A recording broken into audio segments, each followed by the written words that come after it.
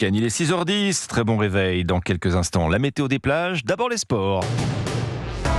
Avec Lucas Courtin qui nous rejoint à l'instant dans ce studio. Bonjour Lucas. Bonjour Alexandre. On commence par la natation et les mondiaux de Fukuoka au Japon. 3 sur 3 pour Léon Marchand. En effet, après le 400 mètres 4 nages et le 200 mètres papillon, Léon Marchand a décroché hier un 3e titre de champion du monde. Sur 200 mètres 4 nages, le Français a été impérial pour défendre sa couronne acquise l'an dernier à Budapest. Il en profite au passage pour battre le record d'Europe détenu par le Hongrois Laszlo Tché depuis 2009. Pour le Toulousain, le bilan est excellent et il est maintenant l'heure de se reposer tout en profitant de ses 3 médailles d'or. Je vais pouvoir savourer, j'ai déjà savouré quand même après le 404, après le 200 papillon. Mais forcément, c'est une perte d'énergie aussi quand on explose déjà, etc. Donc je garde un peu mes émotions, mais là, je vais être content d'être en vacances aussi et pouvoir savourer tout ça. Léon Marchand chez nos confrères de France TV. Alors en plus de signer un 5e sacre mondial à seulement 21 ans, il est aussi entré dans l'histoire en devenant le Français le plus titré aux mondiaux en individuel, juste devant Camille Lacour et ses 4 trophées. Une performance XXL pour Alain Bernard, double champion olympique qui voit en lui un potentiel énorme pour marquer l'histoire. On a du mal à lui imaginer des limites et c'est génial, j'ai juste envie de lui dire de profiter de ces moments-là. Quand ils arrivent, on a l'impression que c'est une consécration, mais il faut pas qu'il s'en tienne à ça, il faut vraiment qu'il continue d'écrire l'histoire de la natation française et de la natation mondiale et on en est très fiers. En tout cas, la moisson de médailles pour Léon Marchand n'est pas terminée. Même si le Français a fait l'impasse sur le 200 mètres brasse, il lui reste les relais, 4 fois 200 mètres nage libre et 4 fois 100 mètres 4 nages prévus ce week-end.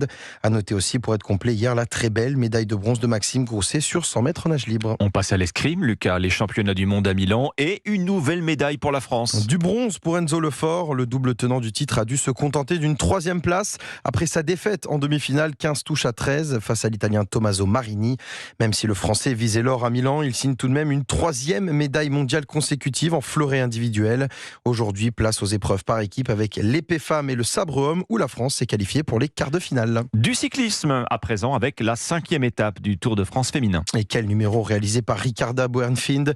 Hier, l'Allemande a signé un petit exploit en s'imposant au solitaire à Albi après avoir attaqué à 35 km de l'arrivée dans la côte de Lageppi.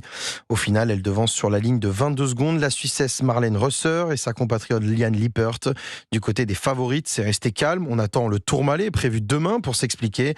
Au général, Lotte Kopecky conserve son maillot jaune de leader. On termine avec du tennis et le tournoi d'Hambourg où brillent nos jeunes Français. Oui, sur la terre battue allemande, ça passe en quart de finale pour Arthur Fils après sa victoire hier 7-5, 7-5 contre Dusan Lajovic. Aujourd'hui, il aura fort à faire puisqu'il affronte à 18h le Norvégien Casper Ruud, récent finaliste à Roland-Garros. Même chose pour Luca Van Rasch. Le Français est opposé à l'Allemand Alexander Zverev pour décrocher une place en demi-finale.